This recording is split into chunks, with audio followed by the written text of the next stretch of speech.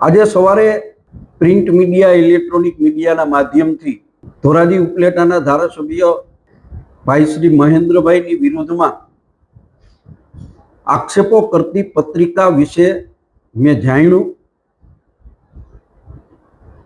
મારે આ બાબતમાં ફક્ત એટલું જ કહેવું છે કે ધારાસભ્ય શ્રી ઉપર કરવામાં આવેલા આક્ષેપો જો સાચા ન હોય તો ધારાસભ્ય શ્રીએ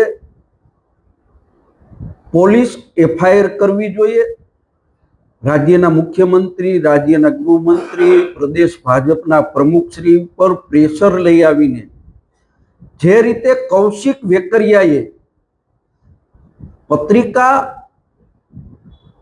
વિરુદ્ધમાં છપાણી અને જે રીતે એક્શનો લેવાના, પોલીસ પણ એક્શનમાં આવી, રાજ્ય સરકાર એક્શનમાં આવી, તો કૌશિક વેકરિયા જે રીતે ભાજપને ગમે છે એ રીતે મહેન્દ્રભાઈ નથી ગમતા, એટલા માટે પગલાં નથી લેવાતા, આવી લોકમુખે ચર્ચા ચાલી રહી છે. અને ધારાસભ્ય જો ખરેખર સાચા હોય અને આ આક્ષેપો ખોટા હોય તો એમને પોલીસ ફરિયાદ કરવી જોઈએ, પત્રિકા કાંડના મૂળ સુધી પહોંચવું જોઈએ. આ પહેલી જ પત્રિકા નથી.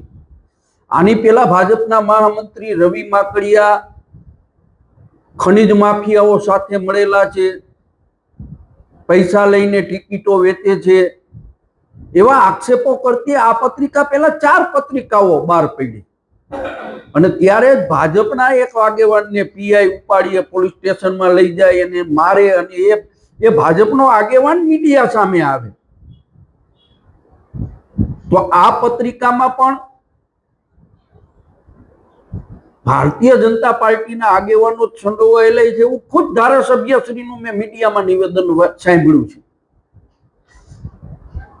અમે તો કોઈ ઉપર વ્યક્તિગત આક્ષેપબાજીમાં પડવા નથી માંગતા. એ રવિભાઈ માકડિયા હોય કે અમારા ધોરાજી નગરપાલિકાના પૂર્વ પ્રમુખ જે 13 દિવસ માટે પ્રમુખ થયા સંગીતાબેન બારોટ, ત્યારે પણ અમે મીડિયા સામે કહ્યું હતું કે ભાઈ કોંગ્રેસનો કોઈ કાર્યકર્તા એના દારૂની બોટલ સાથેના વિડીયો કે હોકા પત્તા વિડીયો અમે વાયરલ કર્યા નથી અને વાયરલ કરવાની અમે મનાઈ પણ કરી હતી, કારણ કે અમારી ધોરાજીની આબરૂ હતી. ધારાસભ્ય પણ ધોરાજી ઉપલેટાની આબરૂ છે અને ધારાસભ્યશ્રીએ ખરેખર સરકાર ઉપર પ્રેશર લઈ આવીને આ પત્રિકાઓ બહાર પાડનારા લોકો ઉપર પગલાં લેવા જોઈએ. નકર લોકો એવું માનશે કે ના, આ પત્રિકા સાચી છે, ધારાસભ્ય શ્રી હપ્તા લેતા હશે.